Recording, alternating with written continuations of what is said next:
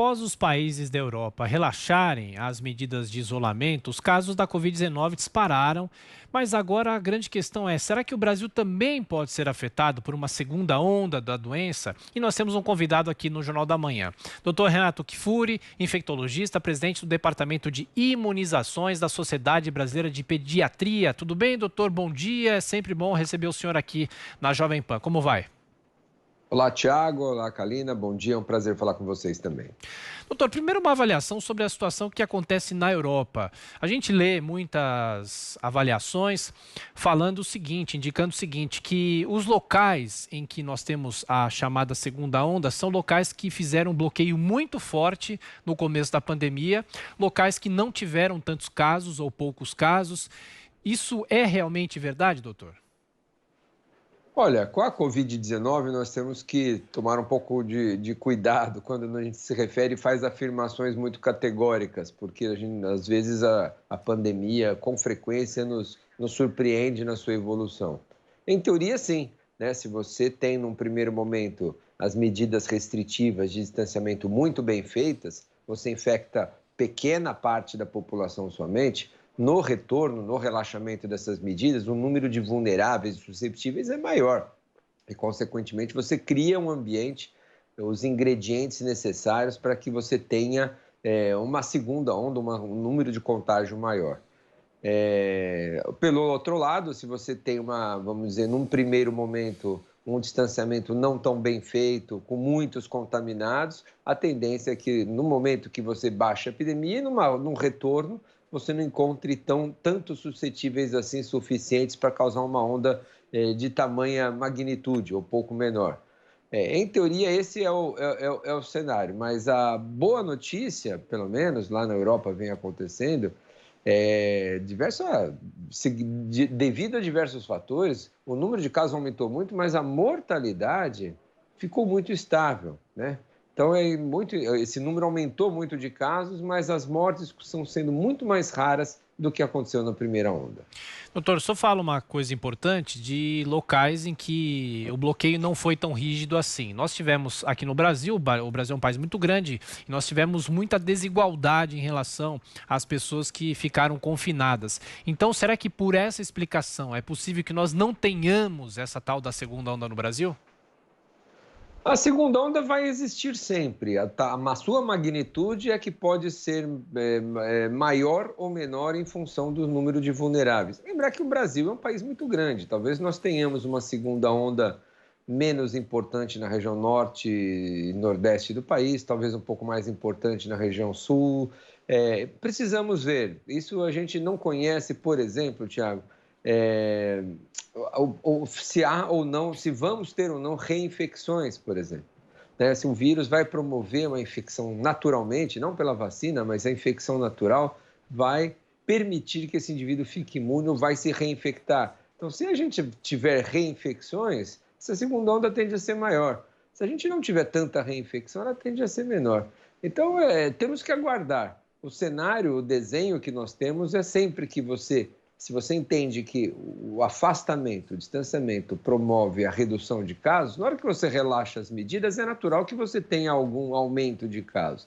A magnitude desse aumento, provavelmente, é dependente também do número de infectados na primeira onda. Se nós nos infectamos muito, como no Brasil aqui na primeira onda, em teoria, no relaxamento, no convívio, a tendência é que a gente tenha menos. Mas isso depende, é difícil comparar com países tão diferentes, com climas diferentes, com faixa etária, com pirâmide etária diferente. Então, são números nem sempre muito fáceis de comparar. E mesmo aqui no Brasil, você tem desigualdades, não só sociais, econômicas, mas epidemiológicas também. Oi, doutor, bom dia. Kalina que fala agora com o senhor. Existe muita politização, né, sobre as vacinas. A gente vê sobre a vacina de Oxford, a vacina Coronavac, da parceria do Instituto Butantan com a empresa chinesa, o laboratório chinês. Como que o senhor enxerga isso? Olha, Kalina, o Brasil conseguiu fazer acordos bilaterais, né? O Estado de São Paulo com a Sinovac, através do Instituto Butantan, o governo federal com a vacina da AstraZeneca e Oxford com o Biomanguinhos. e ainda participa da coalizão internacional para aquisição de vacinas, vamos dizer assim, num grupo de países, que é a COVAX Facility. Então, o Brasil, ele hoje tem opções, tem pelo menos 3 fontes de obtenção de vacinas, que essas vacinas podem ou não se mostrar eficazes. Então, se nós tivermos uma vacina que vai muito bem, a chinesa ou a de Oxford, ou ainda uma terceira que vai melhor, o Brasil tem condições hoje de ter acesso a alguma quantidade dessas vacinas, fez algumas parcerias, sem dúvida algumas delas de risco, né? Porque a gente não sabe qual vacina vai se dar melhor ou qual vai ser a melhor. E que quantidade nós teremos. Talvez contar com mais de uma vacina seja necessário. Agora, se a gente vai receber vacina por Estado de São Paulo, por uma fundação, por uma coalizão internacional, pelo Ministério, ou talvez um pouco de cada uma, cabe ao Ministério da Saúde, cabe ao Programa Nacional de Imunizações ser o protagonista dessa ação, de determinação. Os políticos precisam se entender, dizer que vacinas nós vamos ter, para como será essa distribuição, qual o perfil de cada vacina. Talvez tenha uma vacina que seja melhor para uso em idosos, outra para melhor uso em adultos, para diabéticos. Então, que quantidade teremos de cada vacina para que o povo brasileiro seja beneficiado da melhor forma? Não é uma situação fácil, talvez uma situação inédita. Um estado comprando vacina, talvez outro estado comprando outro, o governo federal tendo acesso a outras vacinas. Então, essa é uma situação realmente inédita, que precisa de uma articulação central, política também, obviamente, mas um conjunto com o Ministério da Saúde e seus consultores, para que a população seja beneficiada. Agora, dizer que uma vacina é boa, outra é ruim, sem conhecer os estudos, é de um país que eu gosto, é de um país, a vacina da esquerda, a vacina da direita, questões xenofóbicas, eu não tomo vacina de um país ou de outro, isso não ajuda nada. Muito pelo contrário, quanto mais a gente trouxer informações equivocadas, contraditórias para a população, não clara, a adesão à vacinação vai ficar pior. As pessoas perdem a confiança nas vacinas e é fundamental. Não basta ter a vacina, não basta ter a seringa, o insumo, a agulha. E se nós não tivermos uma comunicação adequada, se as pessoas não confiarem e estiverem dispostas a se vacinar. Nós erramos muito nessa epidemia na comunicação. Falando, um dizendo que precisa usar máscara, outro não, um dizendo que um remédio é bom, outro não é. E agora espero que com as vacinas agora a gente tenha uma comunicação mais homogênea de todos, para que a população se sinta confiante na vacinação. Doutor Renato Kfouri, o senhor é um infectologista e já há muitos anos acompanha a situação de pessoas que negam as vacinas, né? Famílias que não querem vacinar as crianças. E a gente vê já alguma onda discutindo essa história das vacinas contra o coronavírus. Aqui em São Paulo, o governador João Dória já disse que a vacinação será obrigatória. Tem que ser assim mesmo, doutor? Olha, Tiago, esses grupos anti-vacina, realmente aqui no Brasil, eles não prosperam muito. A gente não tem, como em muitos países europeus, grupos que fazem passeatas, que querem mudar leis, que vão pressionar legisladores, que querem fechar indústrias farmacêuticas. A gente não tem realmente aqui, nós temos pontualmente grupos ou pessoas que, por diversos motivos, razões filosóficas, antroposóficas, acham que é melhor não vacinar seus filhos. Agora, o caminho da coerção, de você pegar um adulto à força e vacinar, isso nunca foi característica do Brasil, né? Eu não acredito que nós cheguemos a esse ponto. Nós tivemos uma experiência muito ruim no passado com a revolta das vacinas, que foi quando Oswaldo Cruz, lá atrás no Rio de Janeiro, obrigou todo mundo a se vacinar contra a febre amarela. Isso causou uma revolta. Isso era alguns séculos, pelo menos 2 séculos atrás, então acho que não acho que chegaremos a esse ponto. Talvez nem tenhamos vacinas para todos, então acho que a questão da obrigatoriedade ela deve ser postulada como ela é nas crianças, né? O calendário infantil hoje no Brasil é um calendário de vacinação obrigatório.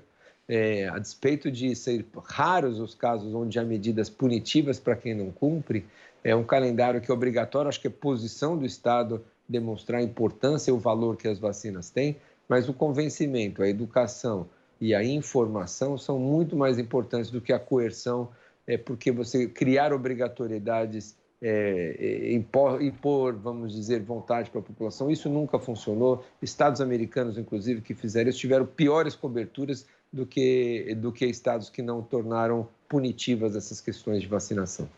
Doutor, e sobre a imunidade de rebanho, o que se sabe disso? Olha, Kalina, esse é outro Essa é uma outra lacuna do conhecimento que nós temos também em relação à Covid-19.